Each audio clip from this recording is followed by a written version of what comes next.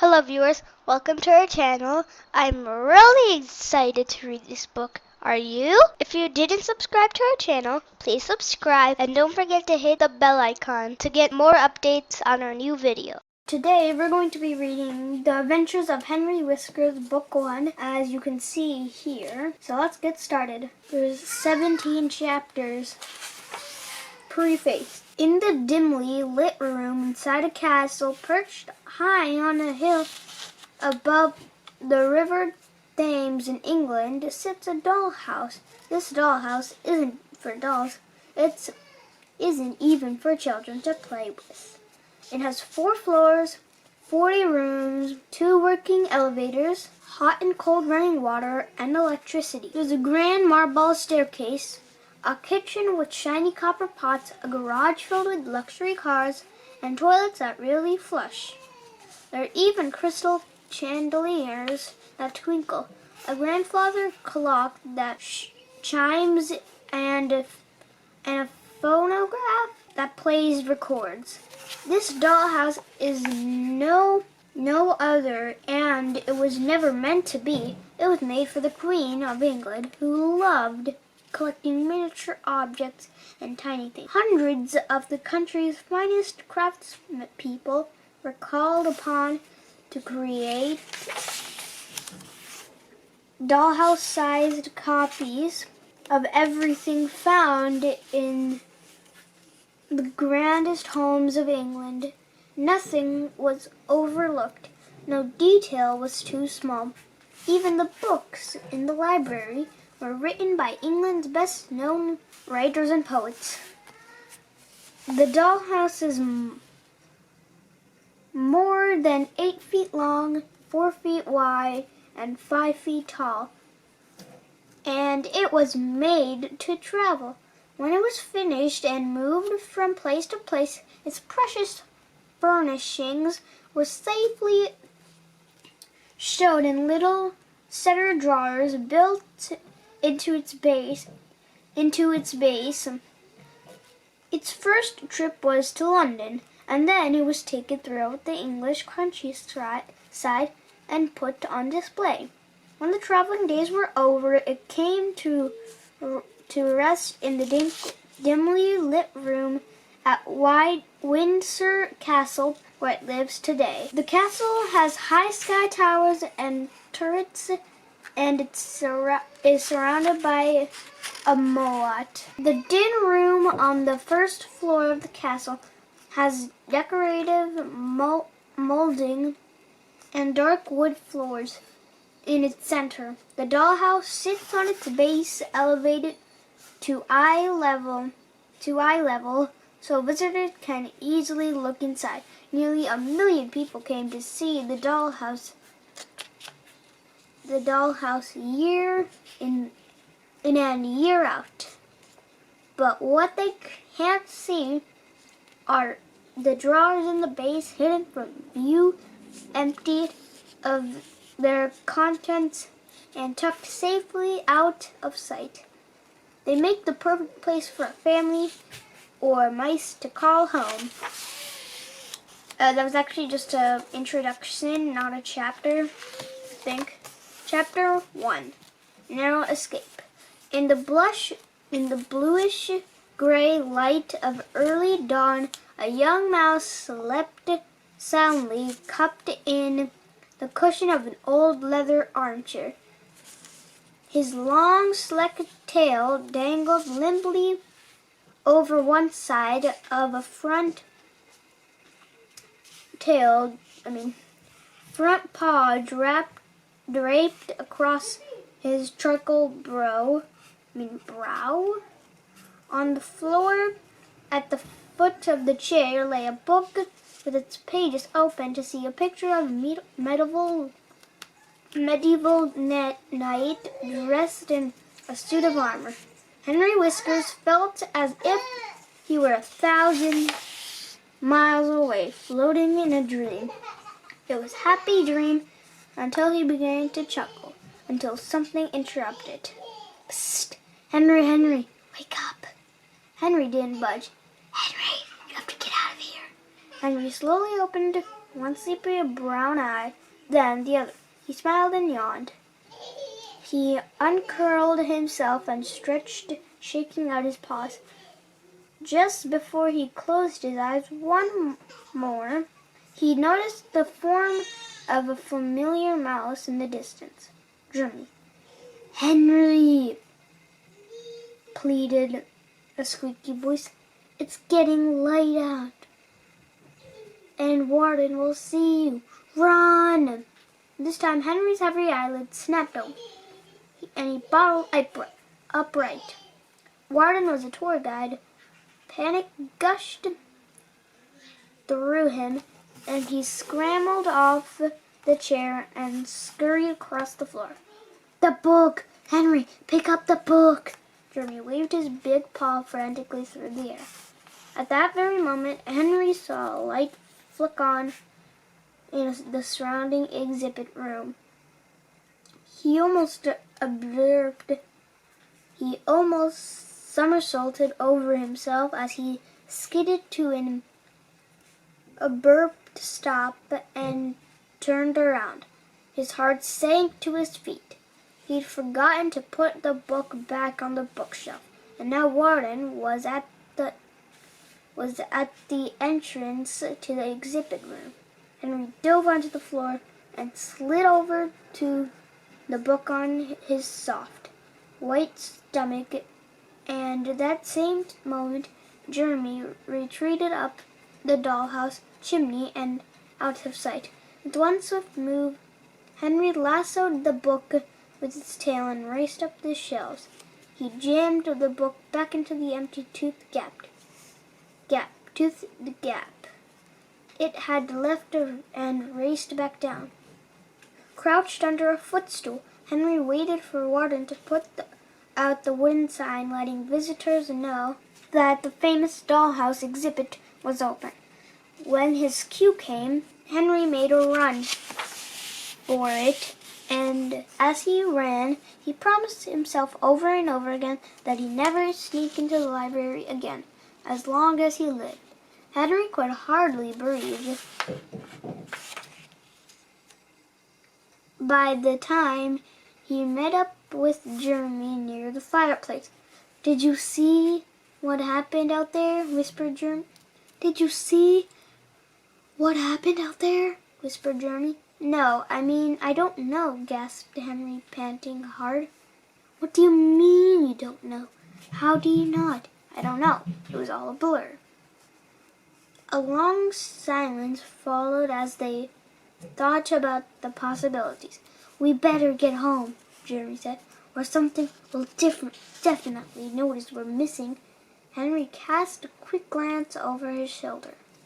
The hair at the back of his neck bristled, and he clamped a paw to his mouth.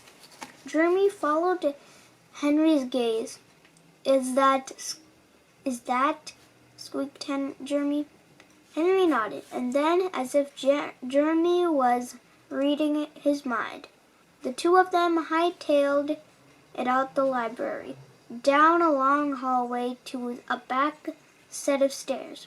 Just before they plunged down the steps, they held each other back with the forepaw, and four-legged shadow with an upright tail slowly crept across the floor. Just below them, they spun around and darted through the pantry, leaped out of the house, and streaked across the exhibit room floor. They dove a heating grate on tunnels that waved through their world beneath Windsor Castle. Chapter 2. Who Came First? Jeremy was one of Henry's cousins, and there were a lot of those in Whiskers' family. 149 to be exact. Keeping track of who was related to whom was confusing. Henry knew was that he and Jeremy were best friends and both related to great-great-grandfather Whiskers, who lived a long, long time ago. How did you know where to find me? Asked Henry, zigging and zagging through a tunnel with the Jeremy. Where else do you go at the night? Squeaked Jeremy, leading the way. It was true. Henry thought, remembering the first time his father had taken him to the library to read him a bedtime story. The Whiskers lived above ground in the storage drawers of the dollhouse. Other families of mice nested in the underground below Windsor Castle, where they spent their days sniffing and scavenging for food, stuffing and fluffing their nests, and meeting up at the King's Crumb, or if they were young, the neighborhood nibble. Luckily, cracks in the floorboards were wide enough to slip through and reach the underground, which made it easy to see friends and relatives. But there was one serious rule of caution in Henry's family. Until the castle was closed at the end of the day, no visitors or wardens were around to discover them.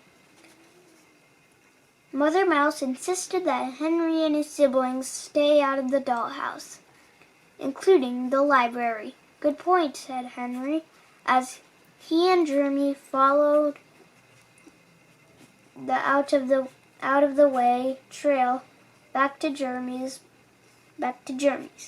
Besides, you were supposed to spend the night at my home, remember? Oh yeah, I guess I fell asleep. Obviously, Jeremy said, rolling his eyes and smiling. It's not exactly the first time, he panted. You better watch out, Henry, or one of these days you're going to get caught. Henry paused to think about what would have happened if Jeremy hadn't come looking for him. Then he stuttered. Mother Mouse always warned him, if they find one of us, they will look for all of us. The thought of being the one to cause a mouse hunt was too much. Henry forced himself to think about something else. Hey, Jeremy, do you know the story about the very first Whiskers to live in Queen Mary's dollhouse? I kind of forget, said Jeremy. He could add and subtract faster than just about anyone, and remember things like history wasn't one of his stronger skills. Tell me again.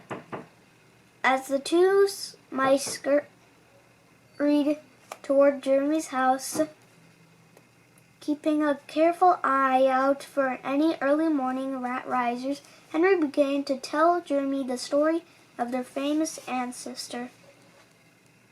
You know why he was called Henry Whiskers? Henry Whiskers the first? Don't know? Because somebody had to be the first, Jeremy replied hopefully. Sort of, said Henry. It was actually because Henry was the first mouse to ever live in the dollhouse. On page 14, and this is quite a lot of words. In our next book, it's going to be a bit more words but less pages in this, because this is 138. See? But I'm also going to read this, and the other book that we're going to read has 133 pages. So yeah, at the end of this book, I'm going to tell you what the title of the next book is. So yeah, I knew that, said Jeremy, perking up as he began to remember the story. Wasn't he the Queen's pet or something like that? He was her son's, Prince George's. The prince loved him so much that when he grew up and moved away, he secretly placed Henry in the dollhouse to live for the rest of his life. The prince knew that Henry would be grateful to take good care of it, and every generation of Whiskers afterward afterward became the caretakers of the house. Henry explained. Which are you? Asked Jeremy, pausing to pick up a crumb. How many Henrys have they been? I'm the 25th, Henry said Henry. But how did the prince expect Henry the First to take care of the mouse mansion all by himself? I guess Prince George thought that Henry the First would find a Miss Henry to help. Henry and Jeremy stopped talking and slowed down. They'd reached Rat Alley, the border between mice and rats. Henry never understood why, but he'd been told that mice live in castle's upper ward, and rats live in the lower ward. That's just the way it is. They began to tiptoe and pay closer attention. They tried to quiet their breathing so they could hear if anyone might be lurking and wait for two unexpected mice. Henry cocked his ears back and forth as they crept along in the suspicious silence. This new tunnel gave Henry the shivers. It seemed practically dark, and the stench in the air told him that they were well beyond their normal boundaries. I don't like this, Henry whispered. We should turn around. Don't worry so much, said Jeremy, waving away the idea with his paws. Henry kept following. He held a paw to his nose and tried to ignore the knot in his stomach. How can they stand the smell? Jeremy said, half gagging. Henry carefully picked his way through slimy food scraps and smelly garbage that littered rat balance. All four paws flew up in the air, and he landed back. Did you hear something? Jeremy whispered. Did you hear something? Jeremy whispered. Over his shoulder, not even noticing Henry. What gave you that idea? Muttered Henry, scrambling to his feet and scurrying to catch up with Jeremy. I really think we should turn around. Why? We're almost there. But Jeremy's words were suddenly drowned by a horrifying, high-pitched, ear-shattering screech that pierced the air behind them. Run! Squeaked Henry, turning to see two enormous ratty eyes racing toward them. Without hesitation, Jeremy and Henry picked up their tails and darted through the tunnel. The snarling sound grew louder as the giant rat gained on them. In their panic, Henry and Jeremy made a wrong turn. By the time they realized it was too late to go back, stealing a quick glance over his shoulder, Henry saw that Jeremy was falling behind and that the rat was only 10 mouse lengths away. The pipe, yelled Henry. Run for the pipe! Within few inches between them and the old drain pipe, and Jeremy scrambled right behind him and slid into the bottom and flew out the end. I'm landing back in mouse territory. Mouse Munch, hissed the rat after them with the heart pounding in his ears. Henry looked back up and the black iron pipe and saw that the rat was stuck, too fat to fit through its opening. Phew, that was close, Jeremy said, exhaling loudly and wiping his sweaty brow.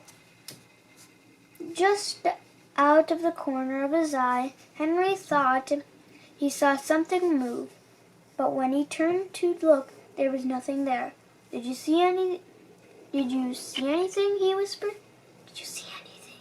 He whispered, placing a trembling paw on Jeremy's shoulder and nudging him away from the spot. Let's get out of here. We can't go home looking like this, said Jimmy, pointing at the block sooty paw and the filth that now coated Henry's fur. We should go to the local drip and clean off, suggested Henry. It's too far from here and the way to your house. Yeah, let's go, squeaked Jeremy, taking a lead again. Even though there was barely enough water to get clean, it was enough to wash off the worst of the grime. We just need to dry off a bit, said Henry. Run around in circles for a minute, said Jeremy. So they made a game out of chasing each other's tails while their air dried. Good enough, hollered Henry. Just as Jeremy was about to grab his tail, the two inspected each other's from head to paw and then took off for Jeremy's house. Chapter 3. That time of year. Chapter 3. That time of year. The smell of crumb cakes caught Henry's attention as he sat in Jeremy's bedroom, gently rubbing the stiff spots of his body and inspecting his bruises. Your house always smells like something good to eat, he said, carefully stretching his hind legs. Jeremy stuck his nose from under his covers, where he'd been dozing, and sniffed the air. He sprang to his paws, announcing, "We'd better get some before they're all gone." Henry smiled to himself. Jeremy was never one to miss out on a chance to eat when nibbles were near. Scooching to the edge of his chair, he cautiously placed one paw on the ground, and then another slowly testing his sore limbs before following Jeremy into the kitchen. "What's the matter with you?" squeaked Aunt Bengonia, wiping her paws on an apron and tousling Henry's hair as he passed. Henry loved Aunt Bengonia like a second mother. She always liked to spoil him with attention and extra helpings of everything. He could hardly remember a time when she wasn't wearing her mixing munchies and sampling sweet temptations in her kitchen. Most went with Uncle Charlie to be sold at the King's Crumb, but she always kept some family and friends. "We need to put some meat on your bones," she squeaked as she waddled over to him and held a platter of fresh crumb cakes in front of her. "Fine by me," he said with a smile, wondering if she'd noticed how late he and Jeremy had gotten home. He helped himself a pawful of his favorite cakes oozing with blueberries, and sat down quickly to sink his teeth before she could ask any questions. While Henry and Jeremy quietly gobbled down their breakfast, Uncle Charlie appeared after a long night's work at the King's Crumb.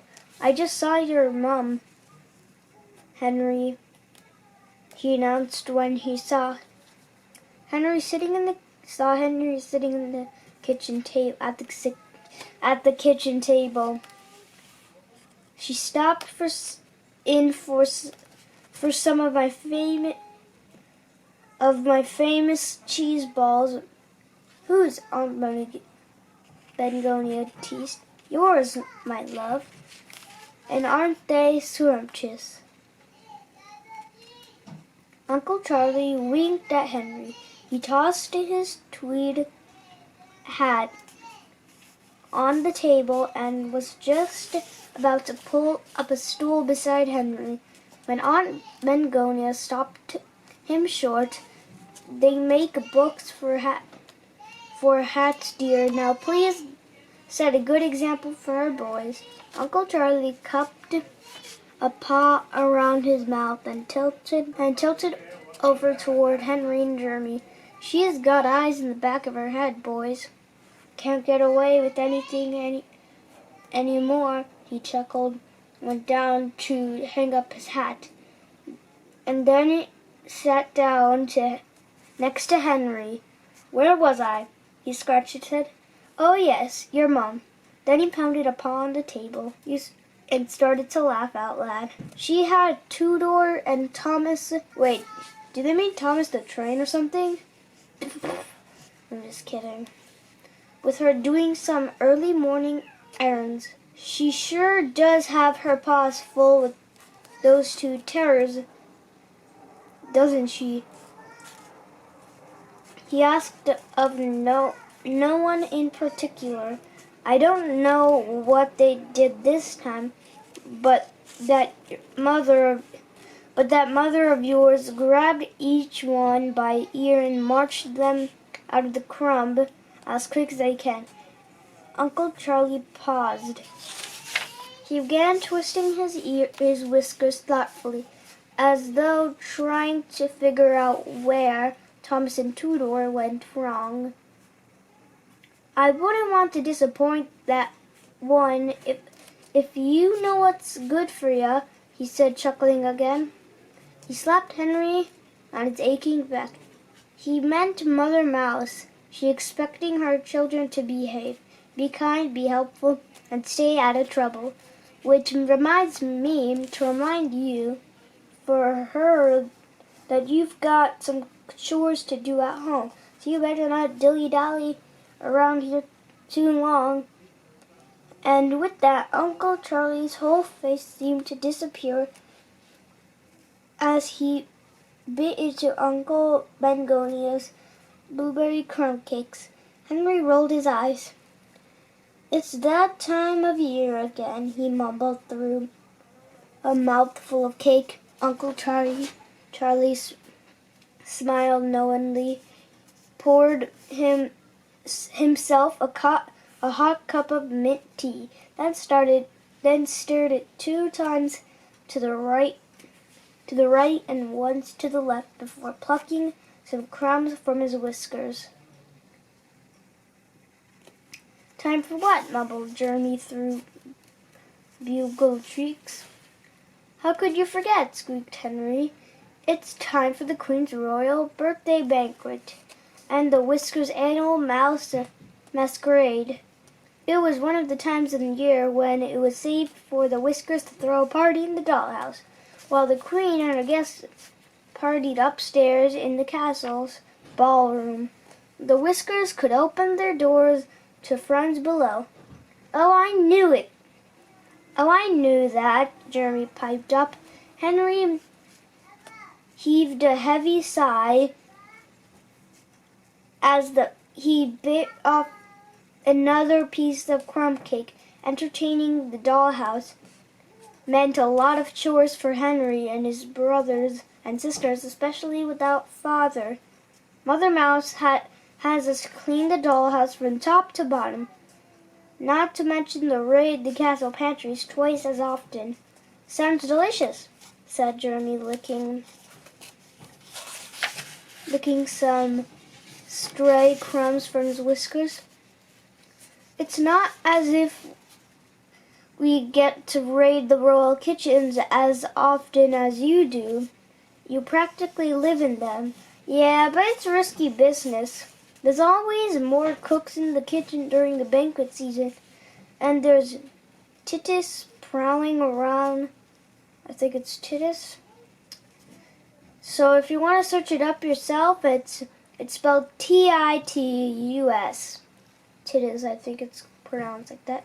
Prowling around like he owns the place. There's been menace to mice as long as I've been alive, Uncle Charlie chimed in. "I never knew a nastier cat." Jeremy popped an elbow on the table and rested his chin on his paw, gazing upward dreamily. Wouldn't it be nice to have all those butlers, chambermaids,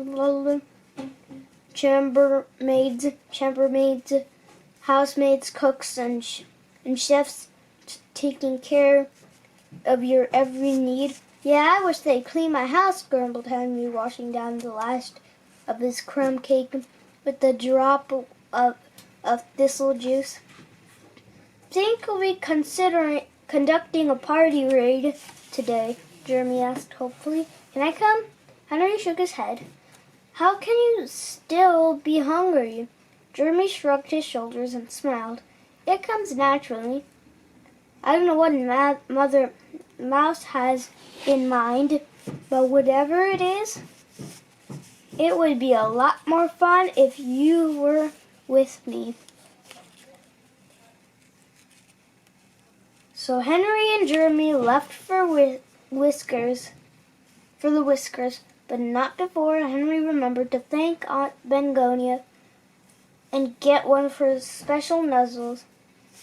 It didn't take Henry and Jeremy long to get there. The old tunnels below Windsor Castle crisscrossed deep underground from one end of the property to the other.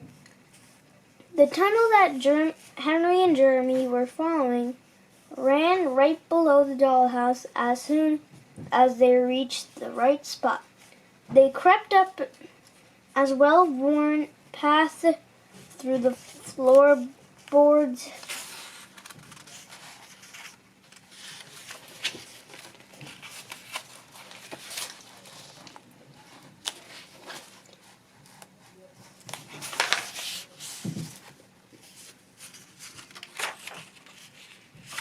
into the Whiskers cedarwood home. They had hardly emerged when they heard the sound of thundering paws and squeals of laughter. Quick, Henry, save me! Squeaked Isabel, Henry's little sister, who was playing cat and mouse with James and Albert, the identical twins. If there was a runt in the family, Isabel was it. Everything about her was tiny, from the tips of her little ears down to her dainty paws. Even her whiskers were more delicate than most. But for every inch of her, there was tremendous speed, and that made her especially good at the game she loved so much. Most of the time she was able to escape capture by hiding in small places where her brothers couldn't fit. If worst came to worst, she'd act completely helpless and close to tears, so Henry would feel compelled to save her. As Isabel grabbed Henry around his middle, she spun herself behind, punting him between her and her pursers. I think so. No fair, squeaked her brothers. You're trapped. We got you now. You're it. I'm not. R2, echoed the cats. Henry called for a timeout and said they couldn't play if everyone was going to argue about the rules. Isabel, he said, sometimes the mouse gets caught and there's no safeties in the game. It's all right. Henry leaned over Isabel to reassure her.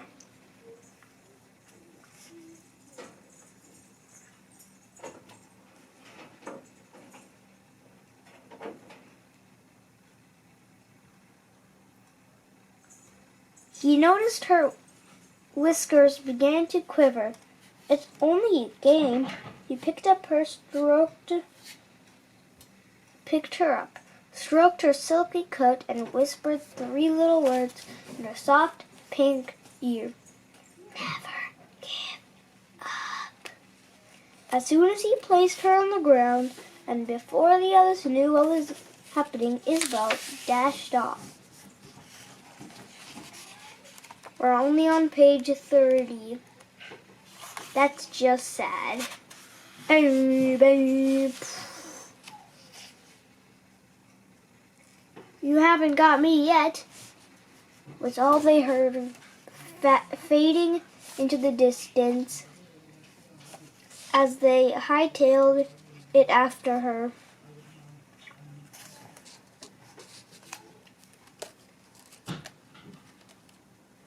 Henry and Jeremy scampered down a long, narrow hallway toward Henry's bedroom. Everyone had their own storage drawer for a room, so no two looked alike. Mother Mouse encouraged each of her children to decorate their room any way they wanted it. She called it self-expression. Of course, they had to come up with the decorations themselves. But it was half the fun. As they passed by Henry's oldest sister's room, Jeremy stopped to stare. His eyes grew wide as he wondered aloud. Doesn't Regina ever get sick of pink? You'd think, Henry snickered. Where does she find it all? Asked Jeremy.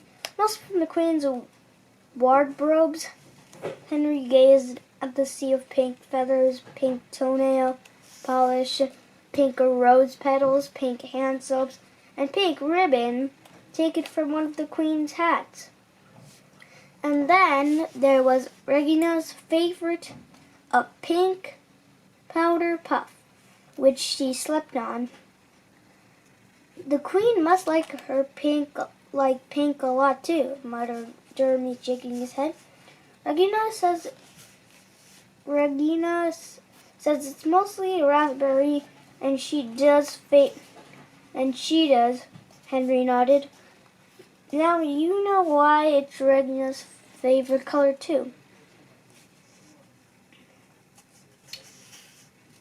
If it's good enough for her Royal Highness, then it's good enough for her Royal Headache. Henry and Jeremy chuckled as they rounded a corner and entered Henry's room. It had a bed made from cotton balls, cattail fluff, and shredded tissue paper. There wasn't a single patch of the wall that wasn't covered with wrappers, tour guides, shopping lists, ticket stubs, and favorite gift shots receipts. But in the very center, right above his bed, was a clipping from the local newspaper, the Royal Lag. It told a tragic event that happened when Henry was Isabel's age. It's a weird, constant reminder of his father and everything Henry hoped to be when he grew up. Devastating fire swept through the castle and took the life of one of our own, the article read. But thanks to the heroic efforts of Mr. Henry Whiskers, the lives of Mrs. Mitral Mouse and her children were saved. Tragically, Mr. Whiskers, well known for his generosity, died while leading the others to safety. Mr. Whiskers was the 24th here to Queen Mary's dollhouse, and the first to hold the annual mouse masquerade for the entire community. He will be sorely missed by one and all. The article went to list the names of the father's loved ones, but young Henry could never quite get through this part. The words always got too blurry, and his heart felt as if it would burst every time he read it. Not just because it pained him so much, because it made him so proud. It inspired him to be the best mouse he could be. Chapter 4, Warning Sign. When Henry and Jeremy reported to Mother Mouse in the kitchen, She was given directions to Isabel. "If nobody's home," she said, reaching for her sack with her long, elegant paws, "then leave the invitation at their door and move on." Mother Mouse gracefully crossed the floor and placed a sack of invitations at Isabel's feet. "I know what a big girl you are, but I'm sending Albert and James along so they can help carry the bag." Mother sneaked at a wink at the boys. This was the first time young Isabel was allowed to go out on the errands on her own. She beamed proudly as Mother Mouse kissed her on the cheek and sent the three of them on their way. Mother Mouse went over to the kitchen table and checked something off her list. She turned to face Henry and Jeremy. Jeremy's offered to help with my chores, Henry told her. "What would you like to do?" "Your choice," said Mother Mouse, smoothing her black as night fur and looking down at her list again. "Only a few days left until the party. The cars still need to be polished, floors need to be swept, and pillows need to be plumbed." Henry and Jeremy exchanged smiles. We'll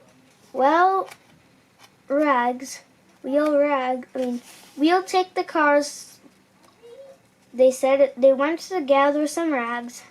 They set off for the dollhouse garage, where a collection of 6 cars was parked, each looking exactly like its life-size version in the Queen's Royal Fleet. It was late afternoon, and the Windsor Castle was now closed to visitors. Henry knew that Warden usually went home after the closing, so nobody was likely to be lurking about into the dollhouse room. But that didn't guarantee that was safe. Any sign of Titus? Titus is actually a name. No. Titus is not the thing. It's a person in here. But you can correct me if I'm saying that wrong. Titus, asked Henry, knowing how to savage? Tabby. Is this savage? I don't know. The savage tabby cat liked to stalk the castle.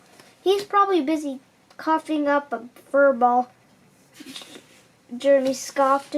Easy to joke, thought Henry, but we'll never actually run into him. And he hoped they never would. When the 2 mice were certain that the coast was clear, they entered the dollhouse garage. Along with the cars, there was a bicycle and motorcycle and a gas pump.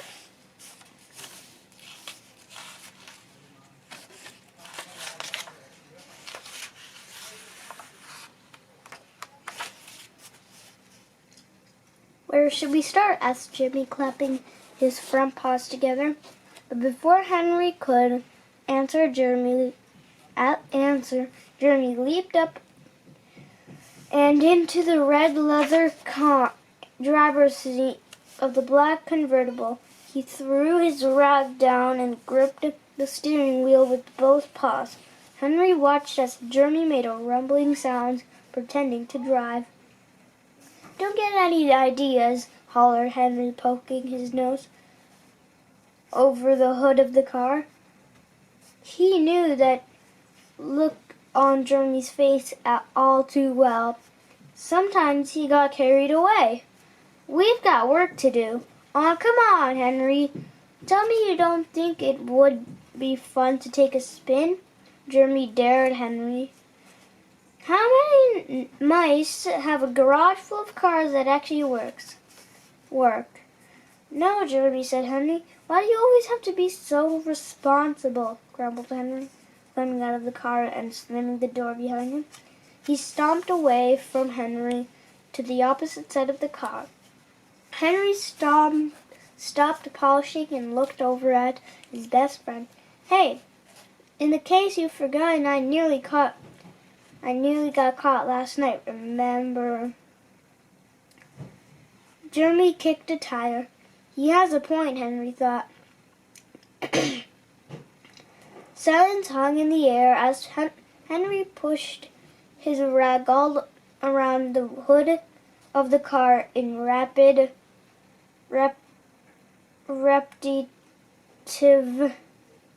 car circles.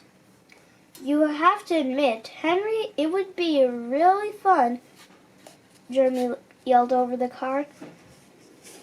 As Henry worked his rag down the smooth seat of the car, he tried to picture himself behind the wheel, whizzing through Windsor Castle corridors. That was definitely not Mother Mouse's okay list. Maybe, he mumbled faintly.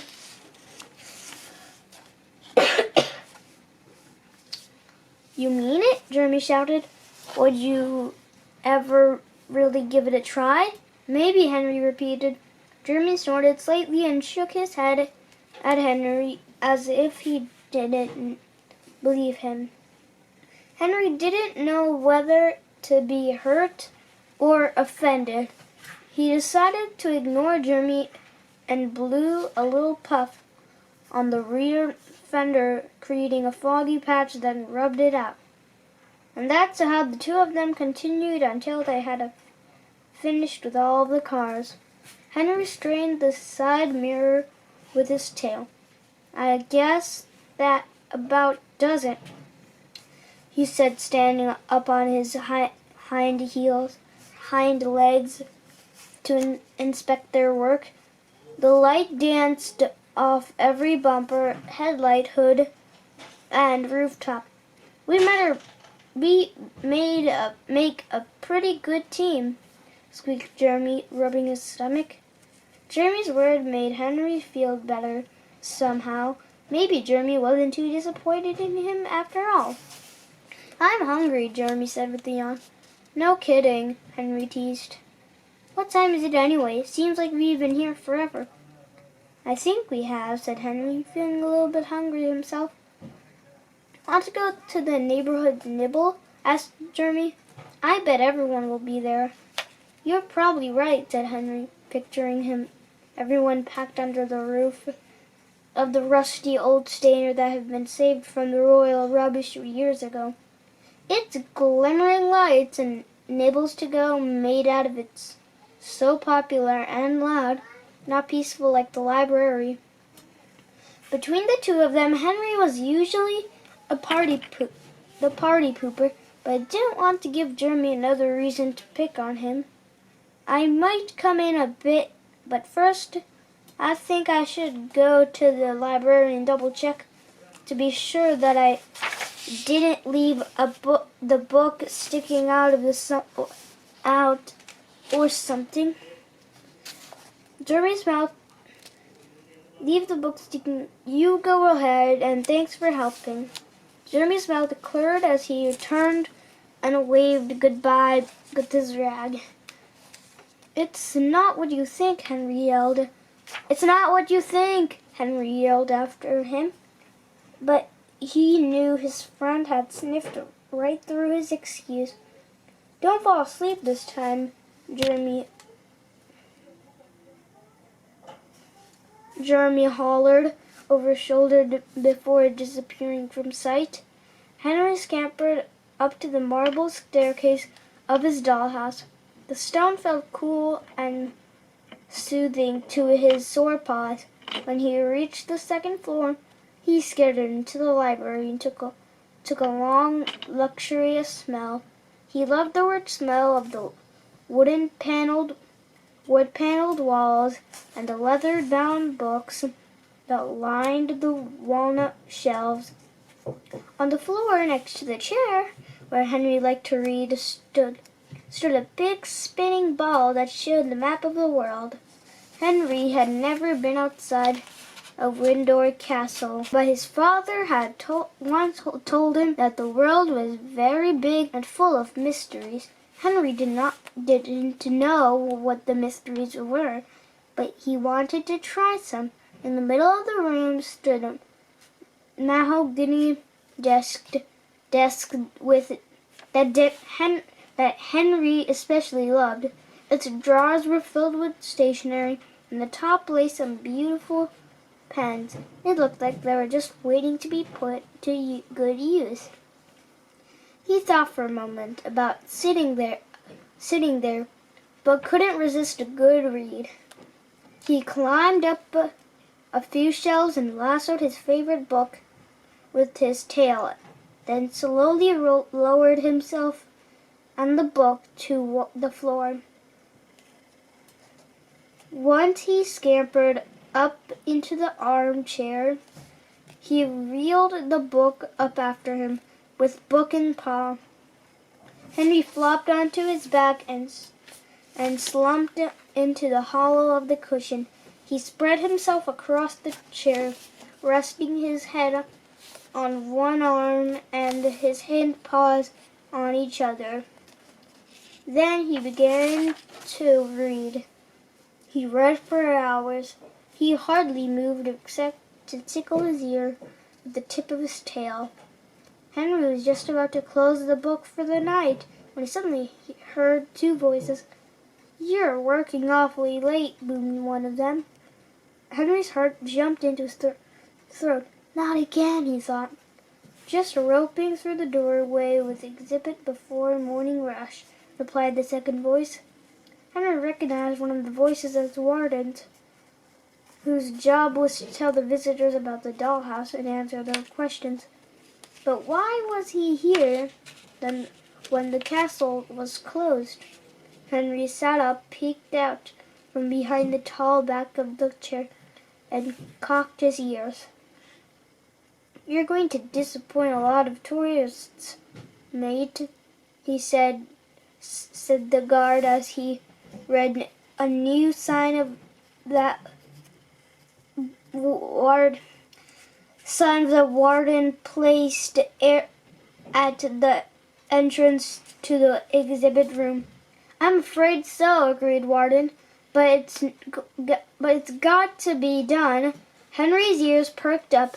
"What's got to be done?" The second that the guard and Warden left, Henry hopped out of the chair and grabbed the book. He wasn't going to forget it this time. He practically threw it back on the shelf, then raised safely to the fireplace to make it his way down the chimney to the ground floor. So here's the dollhouse. He darted out onto the wide open floor of the exhibit room and raced over to the sign that Warden had put out. When he reached it, he stopped instinctively. He sniffed right and left to make sure that no one was coming. Then he turned to look at the sign, twirling his tail nervously around a paw, and read, "Dollhouse closed for repair, opening again soon." How soon, Henry wondered. He didn't understand. Why would they do that? "There's nothing wrong with it," he said to one. "This is bad," Henry thought. "What if someone saw me last night after all?" He started spinning. "What am I going to tell Mother? What about the masquerade? What about the mouse masquerade?" Henry picked up his tail and darted back home. It was late, and everyone was sound asleep. When he arrived, he'd lost track of time. No point in telling them now. Henry decided it, so he dragged himself to bed, wondering what Mother Mouse would say when she heard the news in the morning. Chapter 5, Too Late. "What's taking so long?" Henry hollered, tapping a hind paw patiently. "Sorry for the interruptions. How much chapters are there?" "Oh my gosh, 17 chapters. Stop. We're only on the 5th one." He could never understand why girls took forever to brush their teeth and comb their coats in the morning. He was just about to pound on the door for the 3rd time when it flung open. Victoria and Caroline giggled right past him, as if he were invisible. "Finally!" he muttered sleepily He sidestepped in his sister's things scattered on the floor. He'd barely got into the toothpaste on the brush, and the door behind him flew open again. "Henry, Henry!" shrilled Regina. "Henry, come quick!" Henry rolled his eyes and started brushing his teeth. "Henry, this is serious! Isabel's missing!" she shouted, yanking his arm. He stopped to spit and turned to look at Regina's. Her whiskers were quivering. "What do you mean she's missing? Where is she? If I knew that, she wouldn't be missing," hissed Regina hysterically. Henry blinked the sleep out of his eyes. Before he knew it all of his brothers and sisters were crammed in the doorway. Albert and Caroline rubbed their paws nervously, while the others clutched their tails and looked to Henry for answers. He gulped hard. Gulp. "We were playing cat and mouse while Mother was out," sobbed Betty.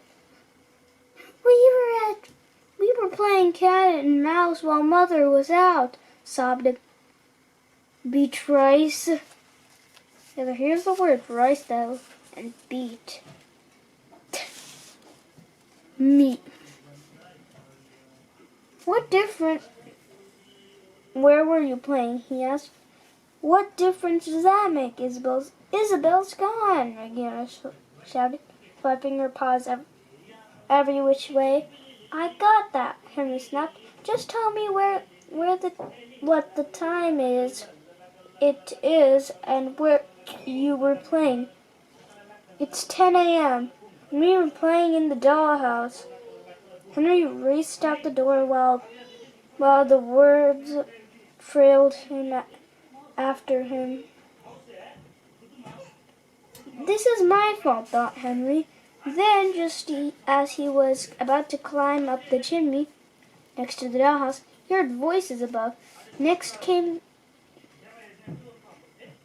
scraping sounds, thumping and bumping. He turned on his paws, ran back, and slipped through the hole to the underground.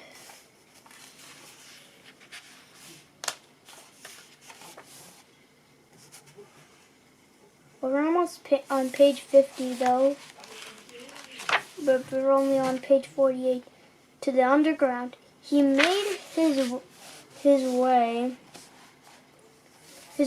under the floorboards and popped up behind a heating grate on the wall of the dollhouse room to see what was going on. He peered out from behind the grate and swallowed hard as he watched a large man pluck items from the dollhouse with white-gloved hands. Henry scored in the growing collection of furnishing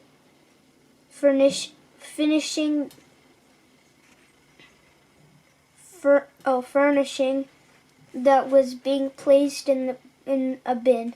Dressing tables, wooden bed frames, washstands, a trouser press, a chest of drawers. "That's a very good question," Henry heard Warden say.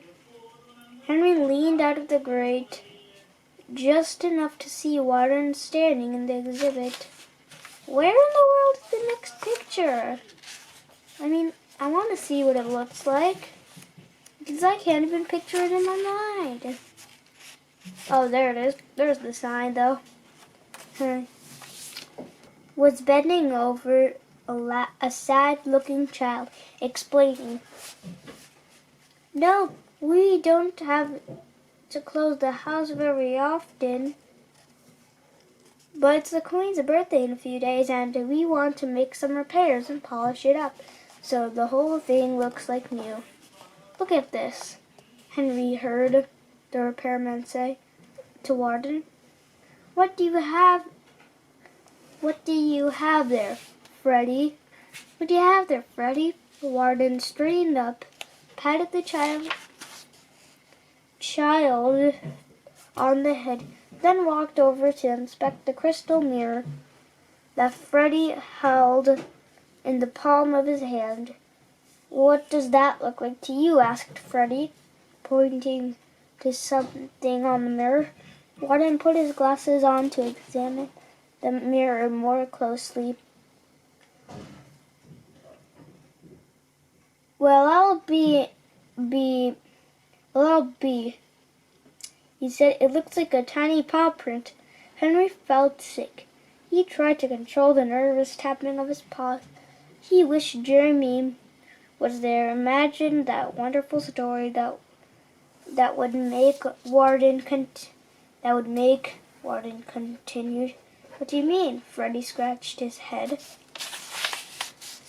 Imagine if the dollhouse was full of mice, Warden said. Can't you see it now? A family of mice living like royalty, bathing in marble bathtubs, dining off fine china, and sipping wine from the cellars. Henry's leg buckled beneath him. That would make a lovely little tale, Freddie replied. Get it? He doubled over laughing. A lovely tale like tail, the guard said. Warden chuckled, then quickly collected himself and went to greet other tourists. Henry watched anxiously for hours as the repairmen removed item after item from the dollhouse, and Warden comforted disappointed visitors. Finally, Freddie stood up and invited Warden to join him for a short tea break. This is my chance, Henry thought, as the two men walked out of the exhibit room. He sprang out of the heating vent and streaked across the floor. In an instant, he was inside the dollhouse, desperately squeaking Isabel's name. Thank you for watching. If you like this video, please subscribe to our channel, comment your opinion, and give a thumbs up. I'll see you in our next video. Bye!